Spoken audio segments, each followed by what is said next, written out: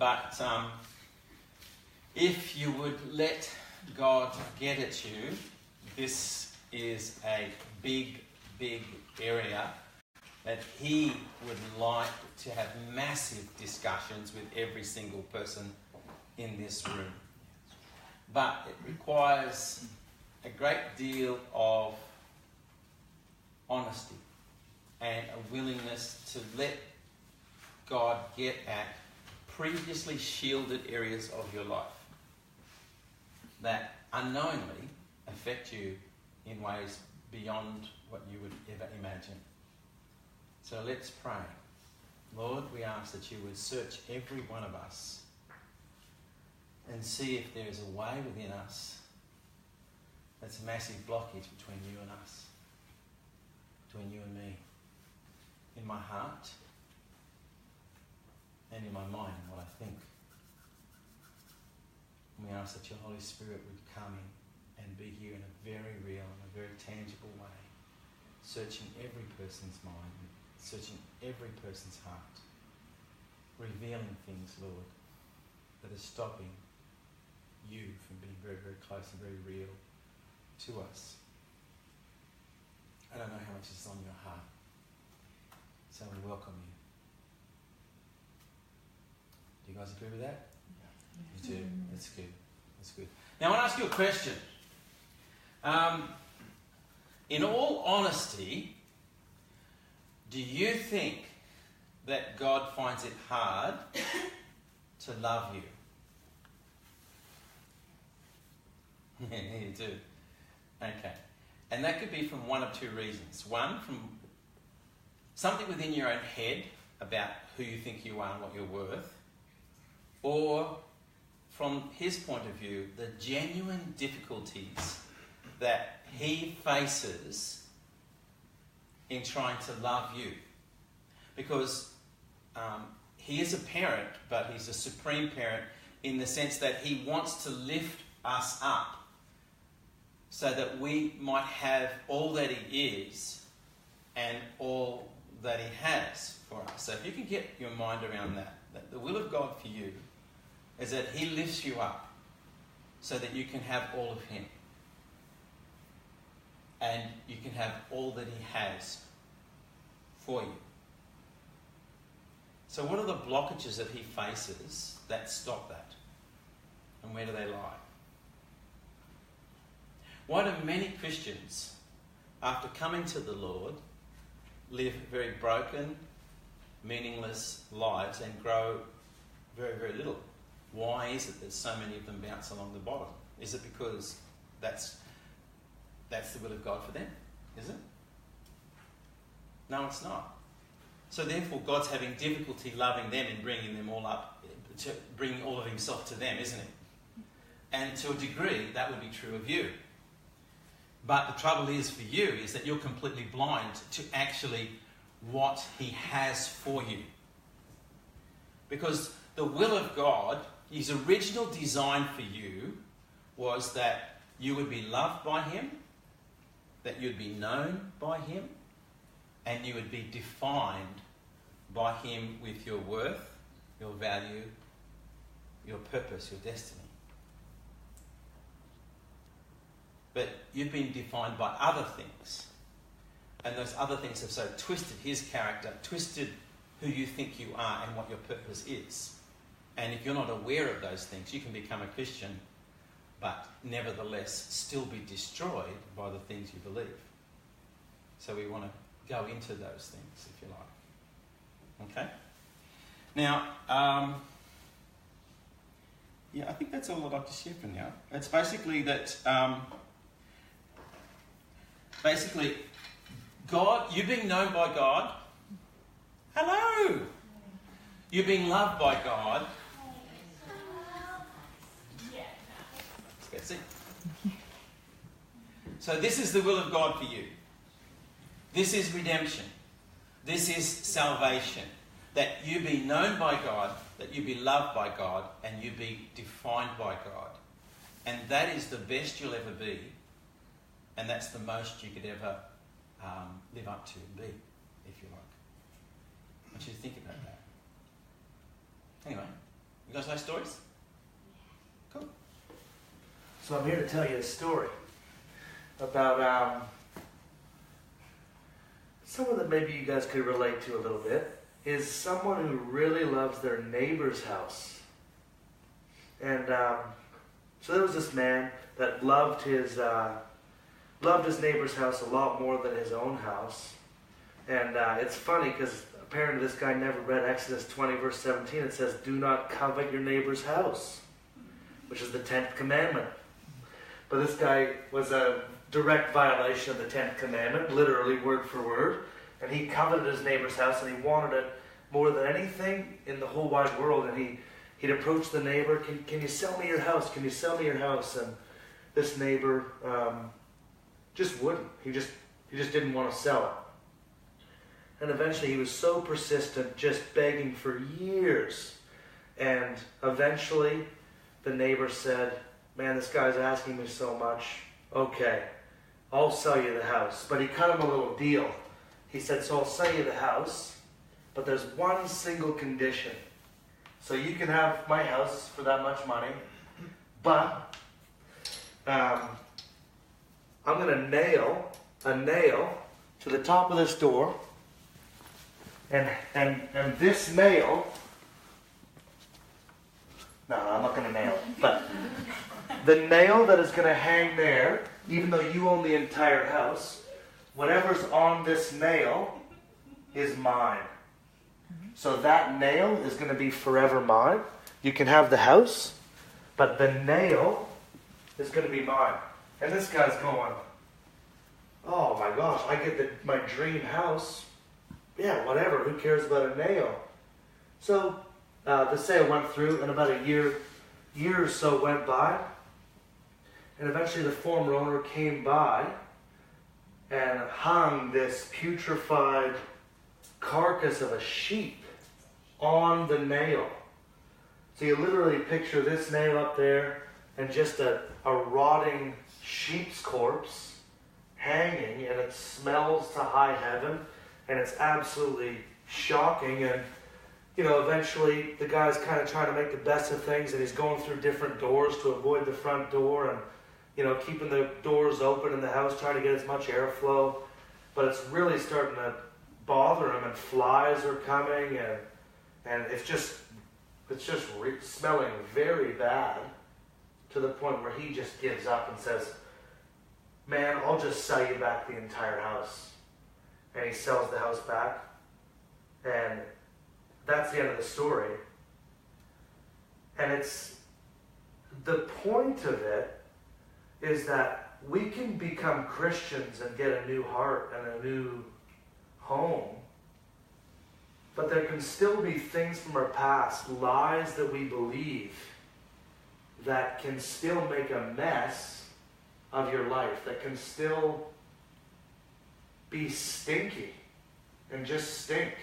And there are some things in even Christians' lives that stink, that they might not necessarily even fully realize the power of that nail, and they just kind of live with it, and it goes on. And something for me, a couple things, was I used to steal, right? Like I used to literally break into houses, and like literally the fact that I'm not unhooking your guys' stereo outside right now is evidence that God's real. And but and even though I became a Christian, I knew the Lord, the stealing dropped off, I was still stingy. I would still never have my wallet out first. I would still let other people pay. I would still play up and exaggerate how much university cost me and all this. And, and that was as a Christian. And I was still kind of, even though I wasn't stealing directly, I was still actually stingy, even though I used to flirt a lot, when I wasn't a Christian.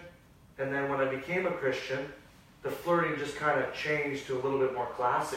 You know what I mean? But it was like those habits were still there. And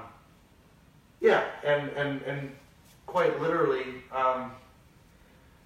when I wasn't a Christian, I tried to be the funny guy, always swearing, always whatever. that even as a Christian, I still live by fear of people's opinions.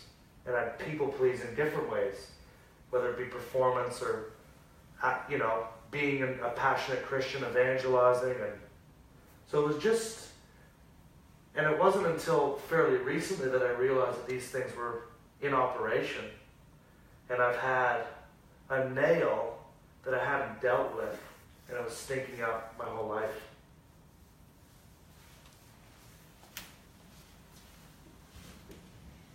So, I'm just going to read a scripture. It's Ezekiel 36, verse 25 to 27.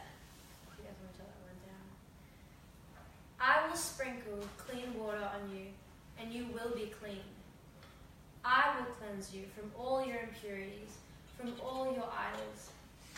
I will give you a new heart and put a new spirit in you. I will remove from you your heart of stone and give you a heart of flesh. And I will put my spirit in you and move you to follow my decrees and be careful to keep my laws.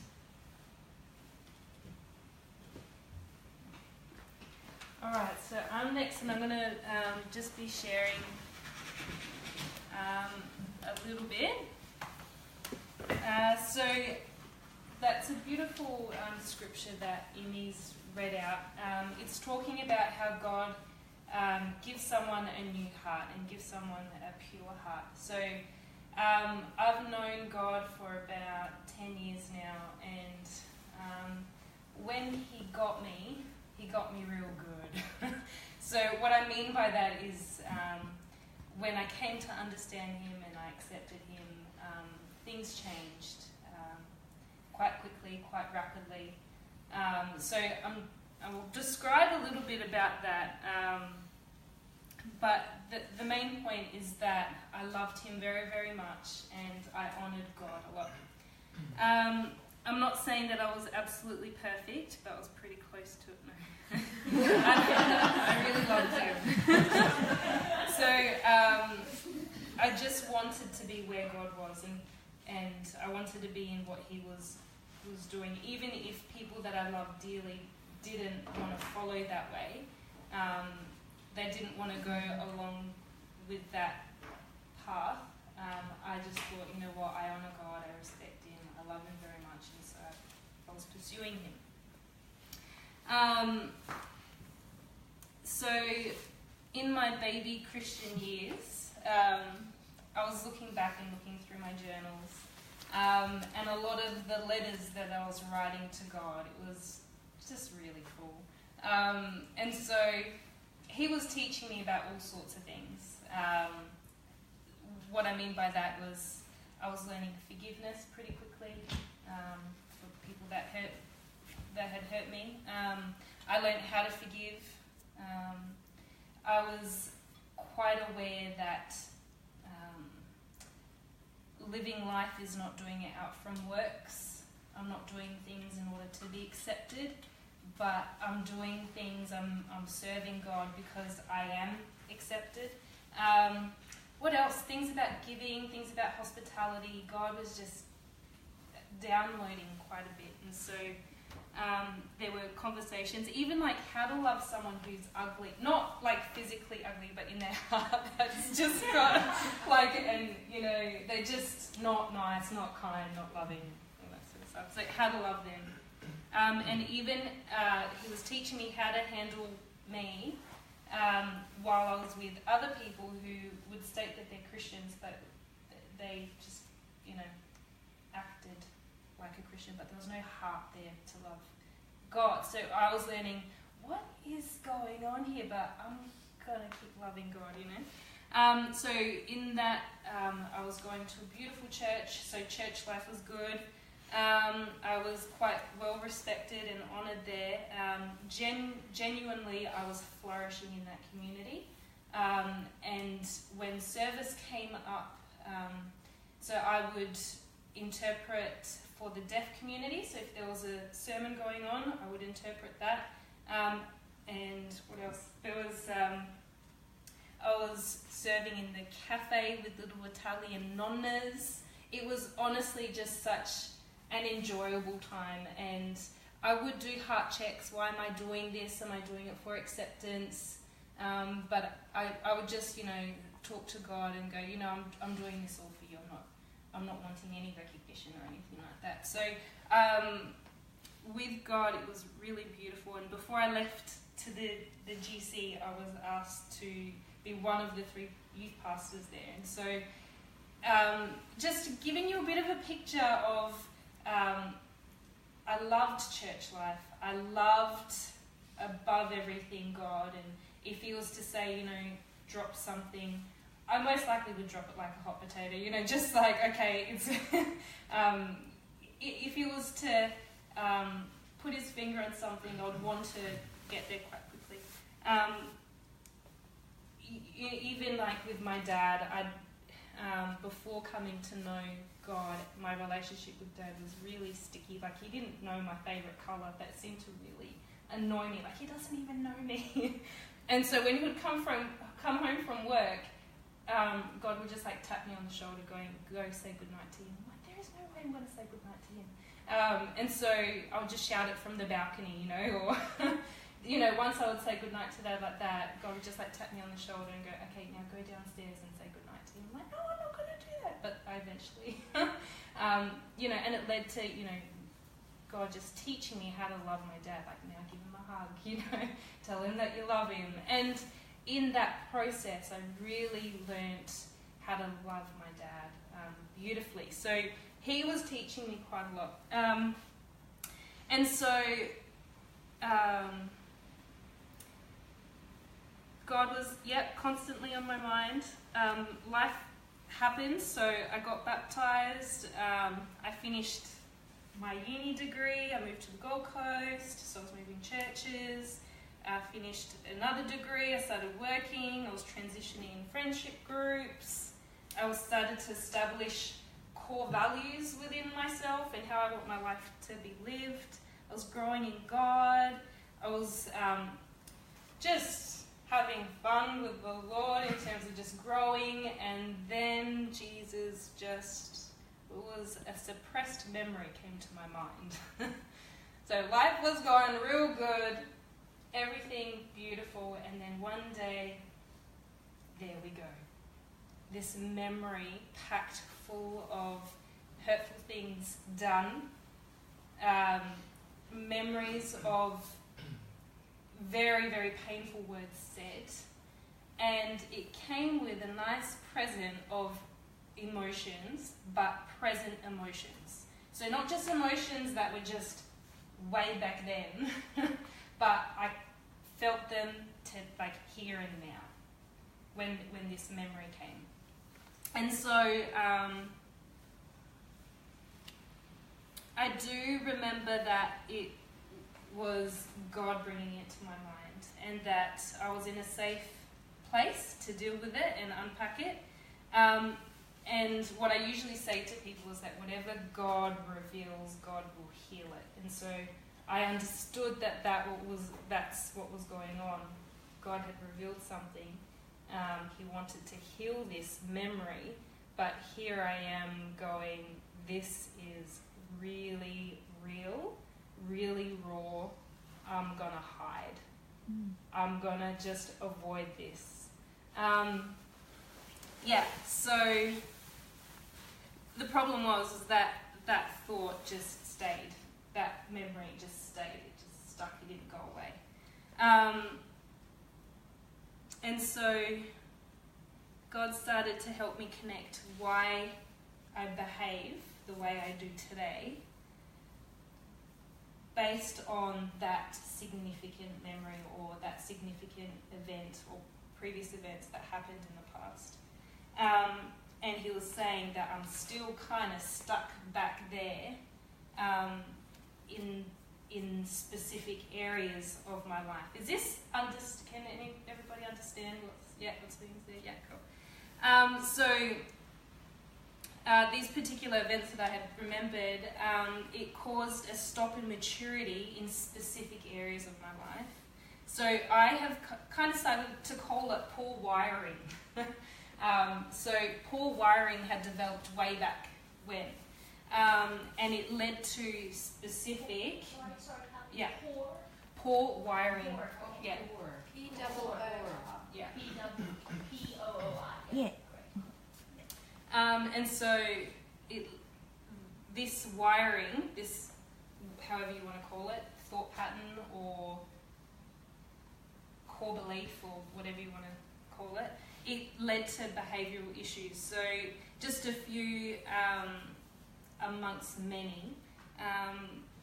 So I noticed that there was this inability to stand up for myself, an inability to say no, holding no opinions, this inability to direct my own path, my own life. So there were just a few. And I was aware that if these memories were undealt with, or if these issues, this poor wiring, poor core values, if they were left undealt with, and if I chose to leave them tangled, it would have stolen my potential to have good relationships, my potential to grow further, my potential to function as an individual, my potential to function healthily within a community, within church, within the body.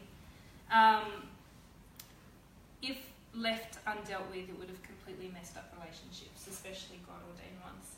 And so all of us at some point have had something hurtful or traumatic happen in our past. And it has the ability to scar us emotionally. So you may have grown up with a physically, emotionally, or sexually abusive parent or significant individual. You may have been severely frightened as a child. You may have suffered a painful relationship, a broken relationship, an untimely death, a divorce. You may have grown up with or have had something hurtful happen, constant family tension, emotionally sterile environments at home, living with someone who has a mental illness, conflict with parents, bullying. Am I kind of like hitting a couple of buttons here? No, I understand what any number of traumatic events in your past can leave you holding on to baggage or emotional stuff that's happened back then, but anything traumatic, you can hold on to it. And these experiences are buried in our memories, available for instant recall. So what Imi was saying before is that God gives us a new heart, He gives us a new spirit, but our mind is alive and well with all the past history. So something as simple as mentioning a name can trigger someone. So let's just say that I had a teacher whose name was Bob, and he was a tyrant and very mean, and then later on someone was to mention, let's name our child Bob, I would probably have this freak out, like, no way, absolutely not, like, just get that trigger. It's just a simple general example, but you know what I mean by someone getting triggered, like there's this big emotional reaction, or for me being a thinker, I would kind of freeze. No, I'm stuck. Anyway, so what's happening here is that my previous past history had a present day real reaction. And this can happen. So many of these emotions, we'll call it emotions, lie dormant within you and have little effect in your life until something happens, until there's a trigger. And the point is, like, this can even happen even if you have a renewed heart and a renewed mind, a renewed heart and a renewed spirit. Your mind is still quite active to getting triggered. Like, have you ever been in those situations before where you're just having a general conversation and someone just spins out and you're like, what has happened to that person? Like, what happened there? I just said this. So many people try to, and this is generally what I would do, many people try to avoid a particular person or avoid a particular stereotype of people or a place. They'll just want to avoid it. So they would want to stay away. So they would want to try and control environments. You may be familiar with people saying things like, oh, that hits too close to home, I won't go there, or I'm not going to go to that place if he or she is there. So the problem is you can't isolate yourself completely from everything in life. In life there are many opportunities, opportunities to cause you to remember, or cause a trigger, or cause discomfort, an unpleasant emotion. And so the issue here is something unresolved is undealt with, and if that is revealed in some way to you, if there's a memory for me, for example, it's still holding on to that person. Like that nail is still there, and that can still happen even if your heart and spirit is renewed. Some Christians say that the past doesn't affect them because they're new creations in Christ. So without ever dealing with particular issues, they just go, no, it's never affected me. It's either that they've lived a life where there's been no conflict, which I doubt happens, or they're living in denial. So some people have been abused to such extents that they have no memory of these experiences. And most of them don't know how to resolve these experiences. And so that they've developed a lot of coping mechanisms where they just want to avoid, or if they're living in denial, or they want to rationalize their problems, or they try and suppress their pain by eating excessively, going to drugs, going to sex, trying to somehow self-medicate their pain by numbing it. Other examples which aren't so behaviour-like in terms of action-wise, it's more of fantasizing or self-pity. So these things can have a self-medicating effect on memories that they want to just forget about. So this is really, a lot of the time when I'm dealing with people, I would say a lot, and this was my prayer for me personally, is this thing that King David would pray, God, search my heart, and if there's anything within me that's hurtful, anything within me that is offensive to him, that he would reveal it, and then for him to show that dark area and then bring healing into that area or teach me about it.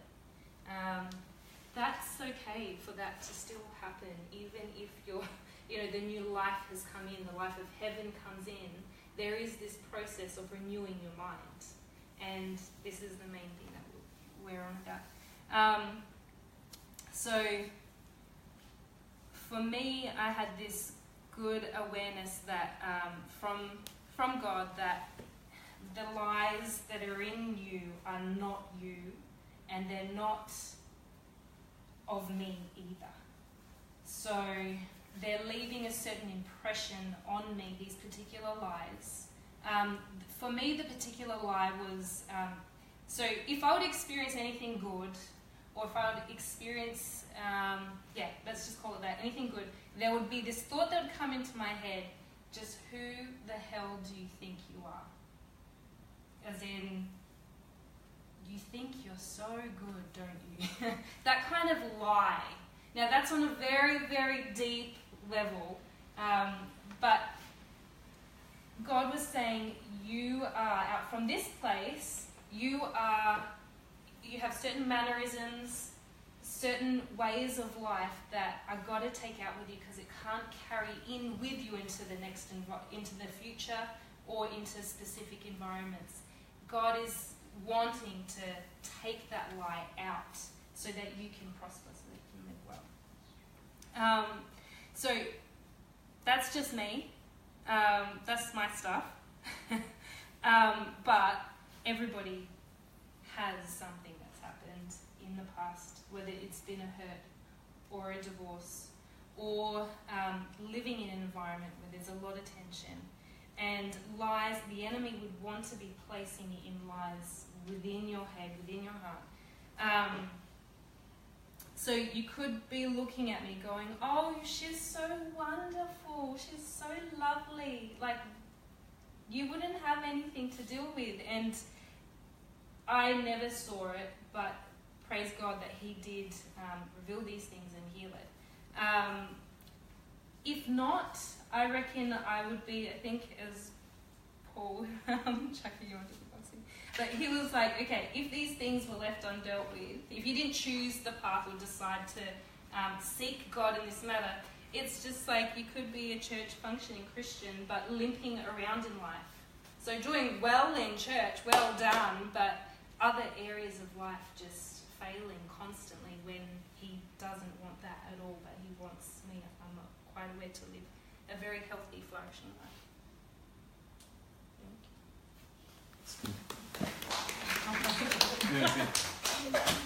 So we have, over 38, 40 years, we've worked with hundreds and hundreds and hundreds of Christians, and the things that we share, on Tuesday nights, when we've shared them in churches, the biggest response we get are from people who have been Christians for between 20 and 30 years.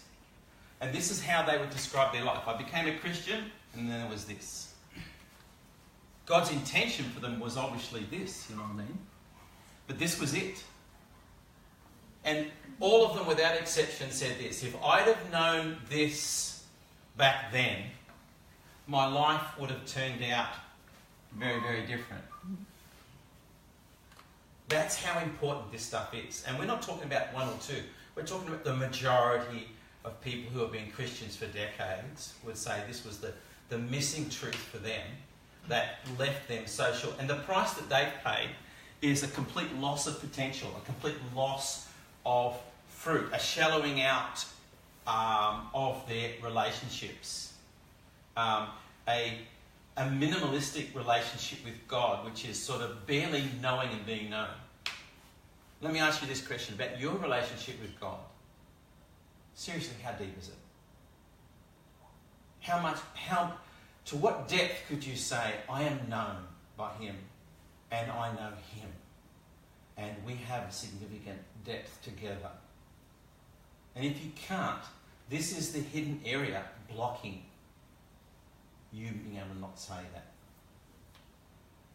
And it's funny. Can anyone give me a good definition of deception? Believing a lie to be true. Sorry? Believing a lie to be true. Believing a lie to be true. And of course, do you know that? No. No, you don't. The definition of being deceived is you're deceived. You don't know it. If I said you're deceived, you would say, oh yeah, I am. So obviously you're not deceived.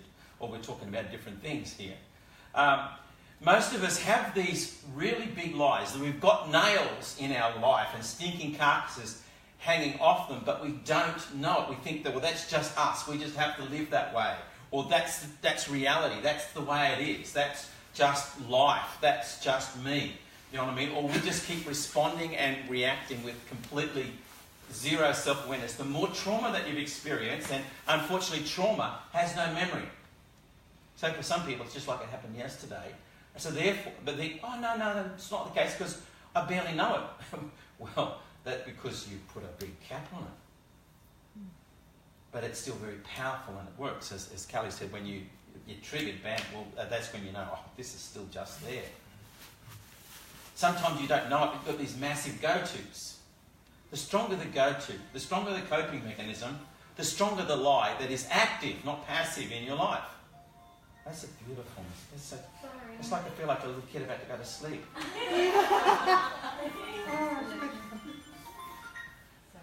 That's all right.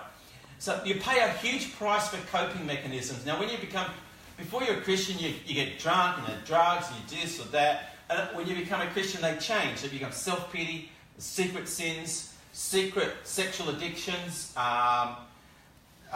withdrawal. You keep yourself on the fringe of relationships because you know. Yeah, how many of you have high rejection sensitivity?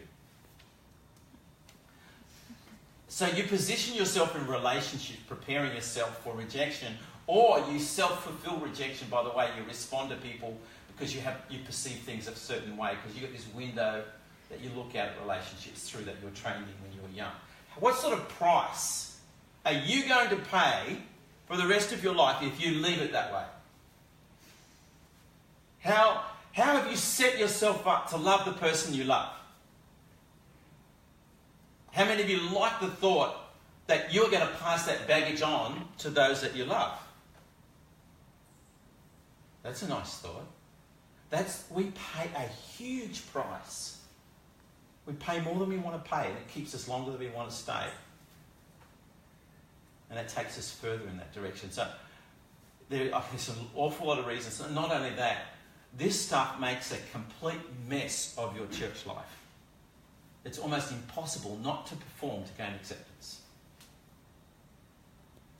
And when you don't gain acceptance, then all of a sudden you're back into your coping mechanisms because you're, trying to be noticed and trying to be understood or trying to be recognised or trying to be whatever has failed. And the fact is that all of these things will keep failing you. So yes, these are big issues. Now, I'm just going to get Joe up and just to share a bit with you.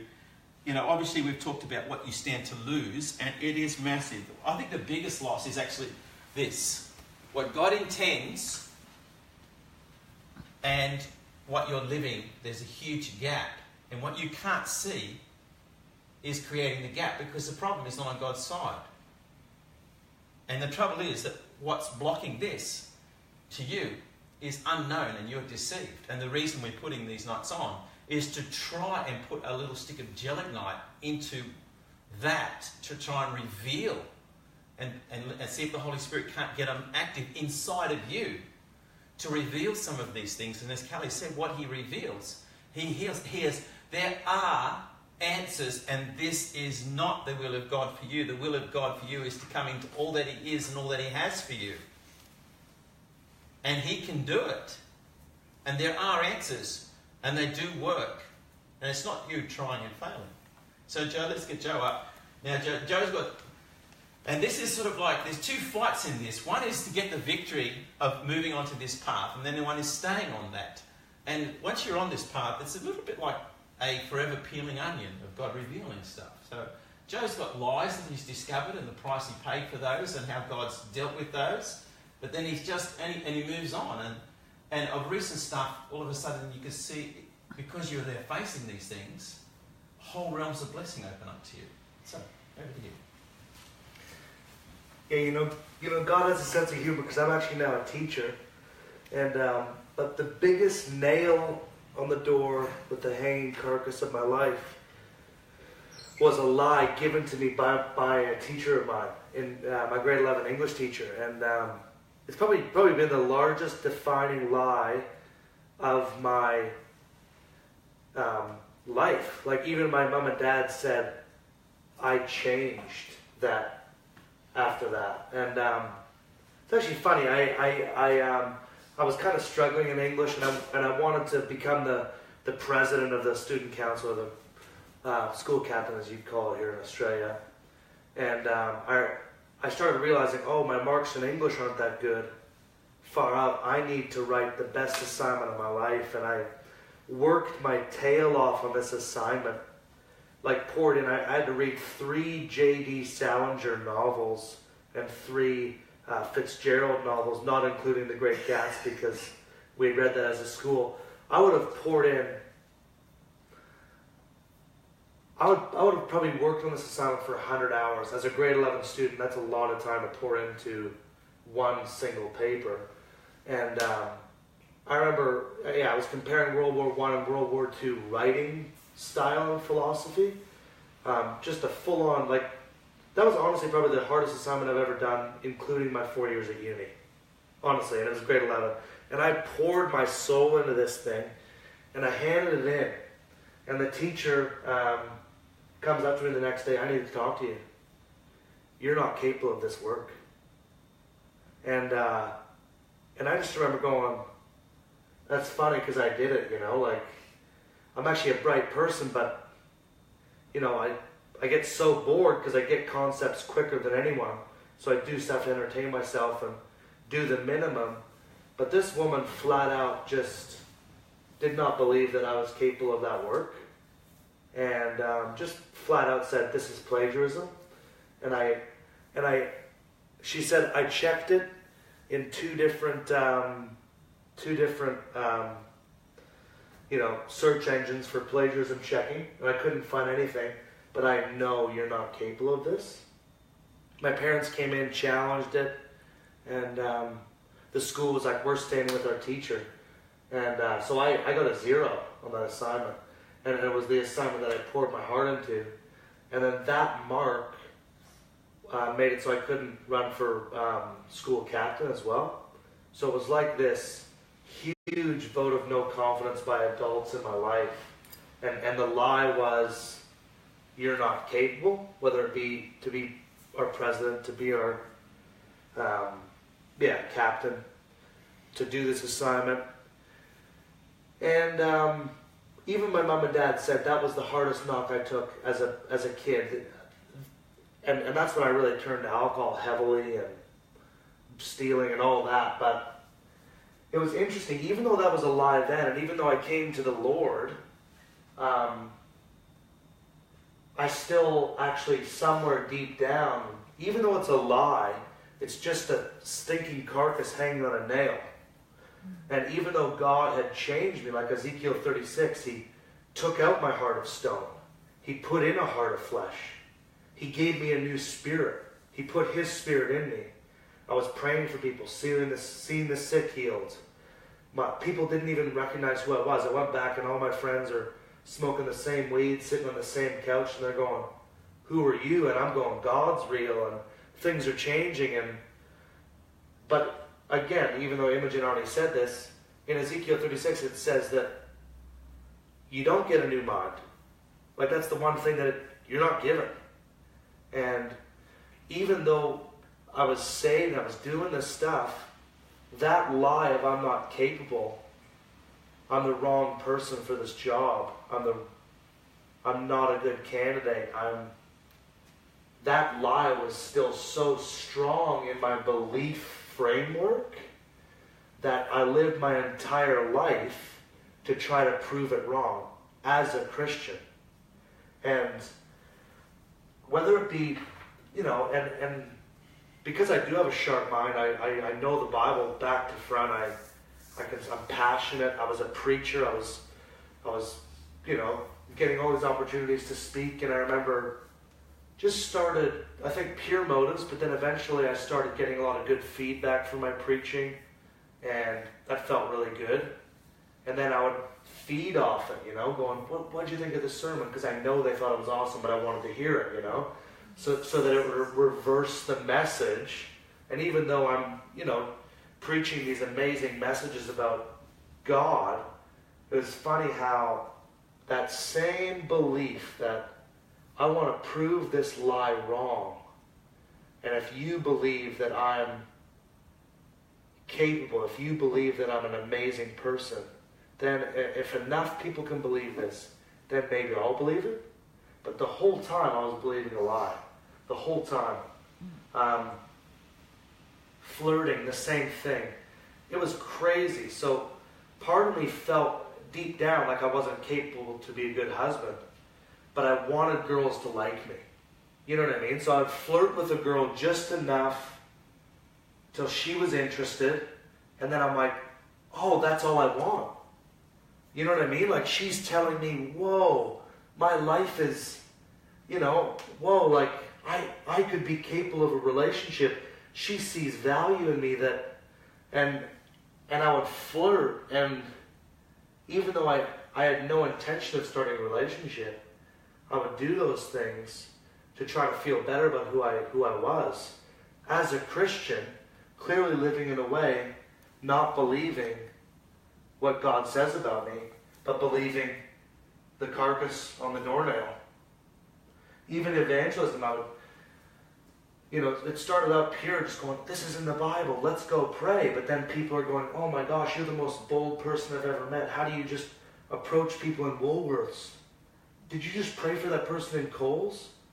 And I remember started sharing testimonies at church. Like it was like every couple weeks I'd be out there sharing what I stopped on the highway and I prayed for these people and their cancer left, and just insane. Like I've seen incredible stuff, and they're real stories that I've seen. But then I started actually approaching people, and in the back of my mind I would think, oh my gosh, this would be a great testimony to share at church. And literally, I'm not even loving the person anymore. Like, they're there, but I'm more thinking about what people are going to think of me. And just literally, and because I thought that there was something wrong with who I was, I would keep everyone... I wanted everyone to think I was this amazing, outgoing person, so everyone knows me. But the funny thing is, no one really knows me. So I keep everyone at arm's length. So everyone knows me. I can speak a bunch of little languages, just a couple words. People remember me. I'm loud, Canadian, whatever. But no one would really know me. And that was all from that same thing of going, if you truly knew me, you would know the truth that I'm not a capable person. There's something wrong with me. And it's amazing. And another one, the second thing I want to talk to you about is just my dad. And something came up just then. Paul mentioned, do you want to pass on these issues to your kids? And yeah, my dad lived a hard life, but the fact of the matter is, he tried his best and stuff, but the reality is, one of my first memories is me standing. My mom was behind me, and I'm yelling at my dad, do not hit her, you're not going to hit her, back off. And I'm just this small, and I remember lying in bed and plates just shattering, mom and dad screaming at each other, going, is he going to kill her? Just stuff, as a young kid, just stuff that actually, I didn't even realize. I'm actually seeing a psychologist about this at the moment. And I only learned this stuff on Friday. He's just unpacking, going, oh, literally, he's like, how many houses do you live in? 12. How many schools do you go to? 7. And he's just unpacking. He's like, you're addicted to adrenaline. You live an adrenal lifestyle because adrenaline is designed to help you get through difficult times, right? And if you're used to domestic violence and fear in the home, well, your adrenalines are going to be higher than if there was calm and peace. So if you're young and in your developmental phase of your brain, and your brain is constantly used to adrenaline, you become actually addicted to adrenaline. And he's just sitting there going, so you probably have never really sorted out a house, hey? And I was like, I've been literally just renting rooms off random families for the last 10 years. I'm like, how'd you know that? He's going, you would sometimes drive, you'd be driving home going, I don't want to go home, it's going to be boring. I'll go do that, because I'll die sitting on the couch. And I'm going, last night I was literally driving home. I'm going, if I go home, I'm just going to be bored out of my mind. I'm going to see Thor. So I'm like, the bell went at 3:20, and I'm in 3:40 Thor VMAX. You know what I mean? Literally. And I used to think that was just this awesome, oh, look at how, I'm so spontaneous. You know what I mean? But actually, he's like, that's not, my psychologist says to me, that's not spontaneous. That's impulsive. You're living by your impulses. You have no control. You are addicted to adrenaline. So, I'll have 10 appointments on a Saturday that I'm just, and keeping busy. But it's not because I'm an exceptional person. It's because of these things that I didn't even realize were there. Transient. I literally had 8 suitcases. Like, I'd be so used to moving. I didn't have boxes. I had 8 huge suitcases. Literally. Like the easiest thing to move. I can't remember how many times I've moved those things. Yeah, and they're easy because there's handles on the side and brilliant. But they're hard to store because they don't fold down. So they're quite a footprint. But literally, I lived this transient lifestyle. Everyone knows me, but no one truly knows me. Addicted to adrenaline. Thinking it was just this cool, I'm so spontaneous and this is awesome, not realizing I'm bound up with actually stuff. And even though I haven't actually dealt with that just yet, I only just learned this on Friday with a psychologist, it's like that feeling of going, this is exciting. Because every time you learn something, you go, whoa, that's another area that Jesus can change my life.